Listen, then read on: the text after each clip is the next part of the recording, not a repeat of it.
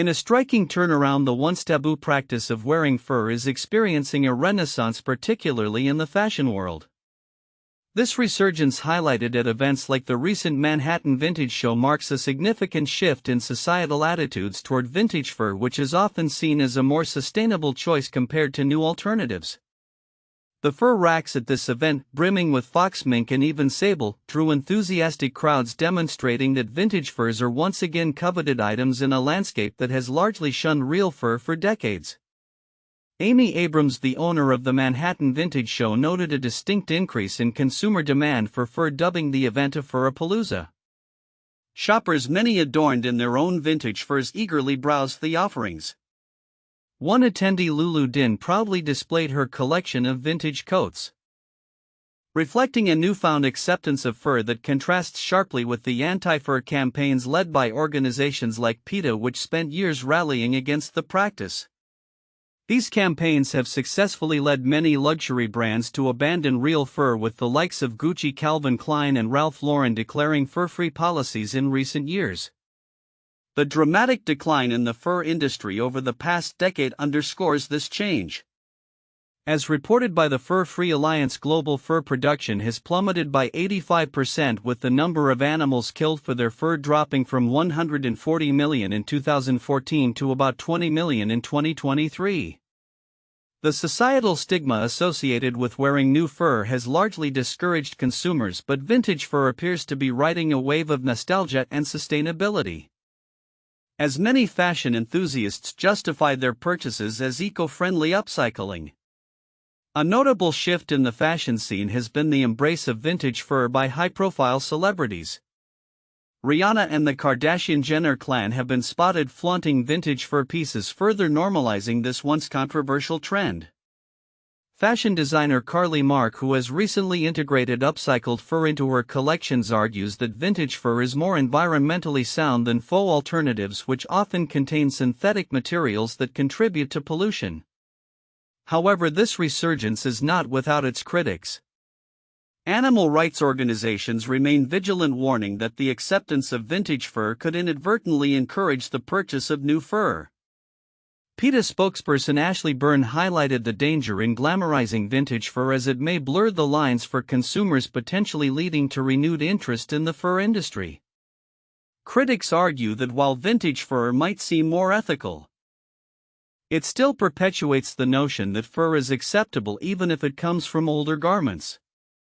The recent popularity of fur also reflects broader cultural trends, where fashion aesthetics on platforms like TikTok celebrate opulence and nostalgia. This revival echoes a political climate that seems to resonate with retro styles, suggesting that fur might appeal across the ideological spectrum, as Anthony Barzilay-Freund from First Dibs notes. For some, wearing vintage fur is a statement of defiance against political correctness, while for others it represents a commitment to sustainable fashion practices. As the fur conversation evolves, it remains to be seen how this trend will impact the broader fashion industry and animal rights advocacy. For now, vintage furs are firmly back in the spotlight, embraced by a new generation that values both style and sustainability. This development hints at a future where the lines between vintage and new, ethical consumption and fashion trends continue to blur, challenging the industry to navigate these complex narratives. In the ever-evolving landscape of international relations and technological advancements, two significant developments emerged recently that showcase the intertwined nature of geopolitical strategy and digital innovation. From European nations' commitment to supporting Ukraine amidst ongoing tensions to concerns surrounding data privacy and tech ventures, these stories reflect broader trends that could shape the future of both diplomacy and technology. European leaders are increasingly vocal about their plans to deploy troops as part of a peacekeeping mission to support a ceasefire in Ukraine, a move contingent upon the backing of the United States. As the situation in Ukraine remains volatile, European officials emphasized the need for a unified approach to stabilize the region. A senior European diplomat stated, "We cannot ignore the ongoing conflict and the humanitarian crisis it has created. Our troops will play a crucial role in ensuring that peace is not just a temporary arrangement but a lasting solution." This strategic positioning comes in light of recent discussions among NATO members regarding the necessity of a more robust European defense framework. The alignment of military forces and logistical support hinges significantly on U.S. cooperation, with many European leaders expressing a desire for Washington to reaffirm its commitment to transatlantic security. Analysts suggest that without U.S. support, the impact of European troops could be limited, leaving a gap in the enforcement of any potential ceasefire. Meanwhile, in the tech world, concerns are rising over the implications of Musk's DOGE seeking access to personal taxpayer data, which has raised alarm bells at the Internal Revenue Service (IRS). As digital currencies gain traction, the intersection of cryptocurrency and privacy becomes increasingly significant. The IRS's apprehension stems from the potential for misuse of sensitive personal data as regulators grapple with how to oversee transactions in an era where anonymity is often a hallmark of digital currencies. Experts in data privacy warn that the push for greater access to personal information could set a troubling precedent. A privacy advocate remarked, "It's essential that we safeguard individual rights against the encroachment of corporate interests. The line between innovation and intrusion must be clearly defined." This growing concern reflects a broader conversation about how technology companies handle sensitive information and the responsibilities they bear in an increasingly digital economy. As these narratives unfold, the implications for both European security and data privacy are profound. The commitment of European nations to support Ukraine signals a potential shift in global power dynamics. While the debate surrounding cryptocurrency and taxpayer data points to the challenges that arise from rapid technological advancement. Looking ahead, these developments will likely prompt more rigorous discussions about the balance between security, privacy, and innovation in an interconnected world. Policymakers and tech leaders alike must navigate this complex terrain carefully, as the decisions made today will resonate well into the future. In a day marked by significant events across the United States, the landscape of news reveals a blend of natural disasters, corporate maneuvering, and international diplomacy. As we delve into the headlines from February 17, 2025, the implications of these stories extend beyond mere reporting, reflecting deeper societal and global currents. Tragedy struck Kentucky as a powerful storm swept through the region, claiming the lives of at least 11 individuals. The storm, characterized by violent winds and torrential rain, left a path of destruction, displacing families and damaging homes. Local officials have reported extensive damage to infrastructure, complicating rescue and recovery efforts. "This is a devastating event for our communities," said Governor Andy Beshear, emphasizing the need for both immediate assistance and long-term rebuilding strategies. As emergency services work tirelessly, the focus is on providing relief to those affected while also assessing the broader implications of climate-related disasters that seem to be increasing in frequency and intensity.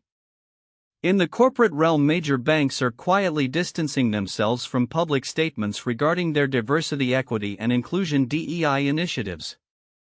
This pivot comes amid escalating scrutiny and a changing political landscape that has seen some corporations reassess their public stances on social issues. According to insiders, executives at several banks are concerned about backlash from both investors and consumers. While these efforts are still important internally, the external dialogue is shifting. "And we need to align our strategies accordingly," noted a source familiar with the discussions. This trend raises questions about the future of corporate responsibility and the potential impact on workplace culture. On the international stage, the U.S. is gearing up for what is considered the highest-profile talks with Russia since the onset of the Ukraine invasion. Scheduled to take place in the coming days, these discussions are anticipated to focus on security in Europe and the ongoing conflict that has strained relations between the West and Moscow. A senior U.S. official stated, "We are entering these talks with a clear agenda aiming to address not only the immediate concerns surrounding Ukraine but also broader security issues that affect global stability." As tensions remain high, the outcome of these negotiations could have far-reaching consequences, influencing not only geopolitical dynamics but also economic conditions worldwide. As the day unfolds, the intertwining themes of tragedy, corporate accountability, and international diplomacy paint a complex picture of a nation grappling with its challenges. The storm's aftermath in Kentucky serves as a stark reminder of the vulnerabilities many communities face, while the shifts in corporate strategy reflect a growing awareness of the changing political and social landscape. Meanwhile, the upcoming discussions with Russia may signal a pivotal moment in international relations, with the potential to reshape alliances and strategies in the face of ongoing global crises. Looking ahead, it is clear that the implications of today's events will resonate for some time. The focus will not only be on the immediate recovery efforts in Kentucky, but also on how businesses navigate the evolving expectations of their stakeholders. Furthermore, the outcomes of the US-Russia talks will likely influence the broader geopolitical landscape, making this a crucial period for both domestic and international observers. As these narratives continue to unfold, they remind us of the interconnectedness of our world and the multifaceted challenges we must address together. At the recent Munich Security Conference, US Vice President JD Vance delivered a provocative speech that has reverberated through diplomatic circles in Europe. His assertion that the most significant threat to European democracy comes not from external adversaries like Russia or China, but rather from the threat from within elicited a strong backlash from European leaders. Vance's comments, intended to rally a shared vision of Western values, instead painted America as a potential adversary in the eyes of many attendees. As reported by Gideon Rachman in the Financial Times, Vance's rhetoric not only failed to resonate with his audience but also escalated concerns about the U.S. undermining its historical role as a bulwark for democracy in Europe. A senior diplomat remarked, "It's very clear now Europe is alone," signaling a profound shift in perceptions of transatlantic relations. The overwhelming sentiment was that Vance's speech represented a direct assault on European democratic norms, prompting many to view the U.S. as a destabilizing force rather than an ally. Vance's speech reflects a broader ideological shift within segments of the U.S. political landscape, particularly under the influence of former President Donald Trump. The current administration appears to align more closely with Europe's far-right factions than with traditional allies. Vance's overtures toward the Alternative for Germany AfD party, while neglecting to meet with German Chancellor Olaf Scholz, illustrate this trend. This shift raises critical questions about the future of European democracy and the West's collective response to authoritarian regimes. The implications of this ideological pivot extend beyond rhetoric. A potential U.S.-Russia rapprochement hinted at by Trump's recent overtures looms large. European leaders, including Antonio Costa, president of the European Council, are acutely aware of the dangers posed by a withdrawal of American military support and a possible negotiated settlement that sidelines Europe. Costa emphasized the need for Europe to take the lead in shaping its security architecture, stating, "If Trump really wants that the Europeans assume greater responsibility for their own security, then of course the Europeans need to be the key actor in designing the new security architecture." As the U.S. navigates its foreign policy under Trump, European officials are left grappling with how to fortify their defenses and prepare for an uncertain future. The call for a European mutual defense pact independent of NATO is gaining traction. Leaders are advocating for increased investment in autonomous defense capabilities to mitigate reliance on U.S. military support. The reverberations of Vance's speech and the broader shifting dynamics of U.S.-Europe relations are likely to shape the continent's geopolitical landscape significantly. With the looming threat of Russian aggression and the specter of U.S. unpredictability, Europe faces a critical juncture. As Costa aptly noted, this war in Ukraine is not only about Ukraine. It is about European security. The path forward necessitates a recalibration of alliances and a renewed commitment to safeguarding democratic values against both external and internal threats. In closing, the Munich Security Conference underscored a pivotal moment in transatlantic relations, revealing deep-seated anxieties about the U.S.'s role in Europe. As Europe contemplates its future security framework, the decisions made in the coming months will have lasting implications for the stability of the region and the West's collective defense against authoritarianism. The call to action is clear: Europe must act swiftly and decisively to reclaim its agency in a rapidly changing geopolitical landscape. In a time of escalating political turmoil and societal unrest, the importance of staying engaged with current events has never been more critical. Margaret Sullivan, a columnist for The Guardian, poignantly articulates the emotional toll that the current political landscape has taken on many Americans. With the specter of authoritarianism looming large, particularly under the leadership of Donald Trump and his allies, the call to remain informed and active is both urgent and profound. Sullivan opens her commentary with a stark admission of the despair felt by those who closely follow the news. One friend shared a sentiment that resonates with many: "I'm waking up every day to a genuinely sick feeling in my stomach and a heavy feeling in my chest." This visceral reaction encapsulates the fear and anxiety that come with witnessing the dismantling of democratic institutions and the erosion of civil liberties. The actions of Trump and influential figures like Elon Musk have sent shockwaves through various government departments, leading to firings, data breaches, and a palpable sense of chaos that threatens the very foundations of American democracy.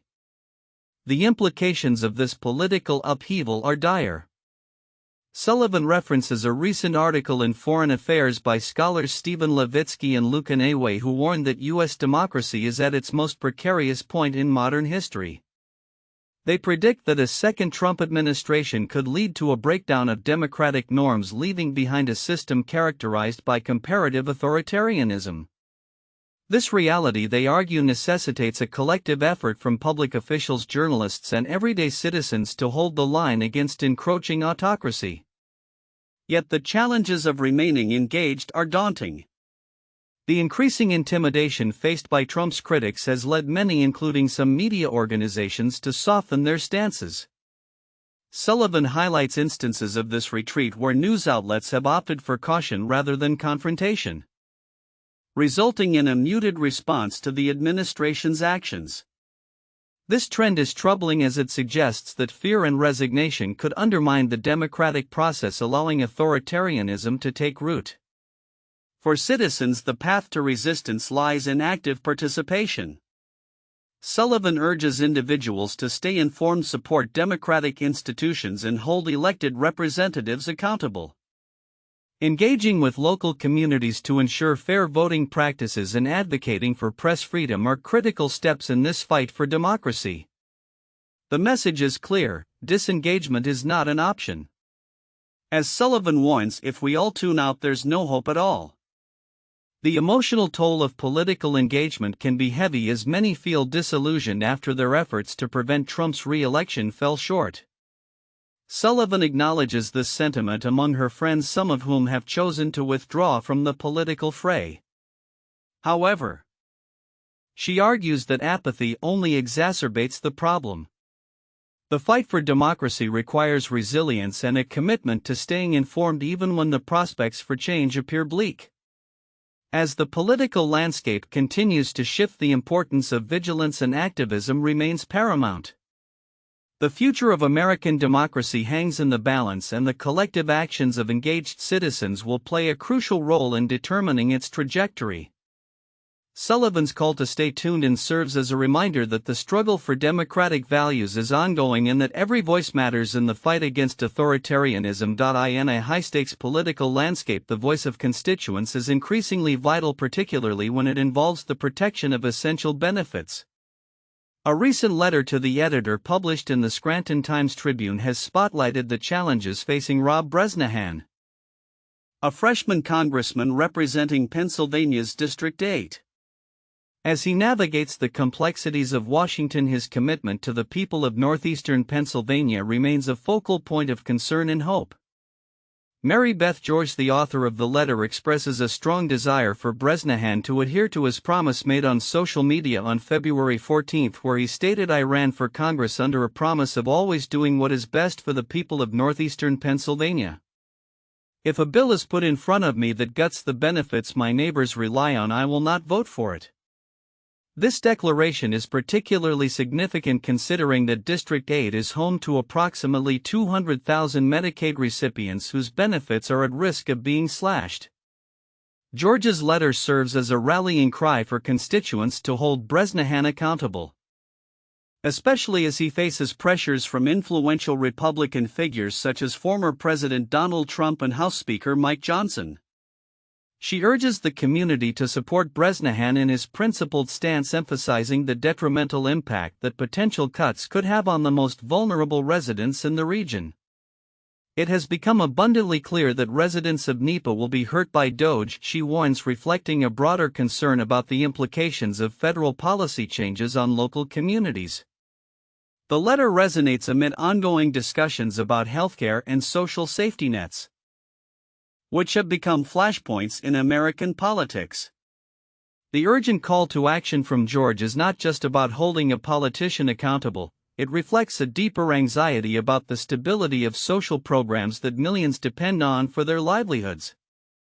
The sentiment resonates broadly as many Americans feel the effects of political decisions in their daily lives. As this political narrative unfolds, it is crucial to observe how Bresnahan's actions will align with his constituents' interests. His recent commitment could be a pivotal moment for his political career, potentially setting the tone for future legislation and the way he is perceived by those he represents. With pressures mounting from various sides, the next steps taken by Bresnahan will be closely scrutinized by both supporters and opponents alike. Looking ahead, the situation underscores the necessity for ongoing engagement between representatives and their constituents. As political landscapes continue to shift, the voices of everyday people will remain a powerful force in shaping the decisions that affect their lives. The coming weeks and months will likely reveal whether Bresnahan can maintain his pledge or if external pressures will lead him to compromise on the very principles that brought him to Congress.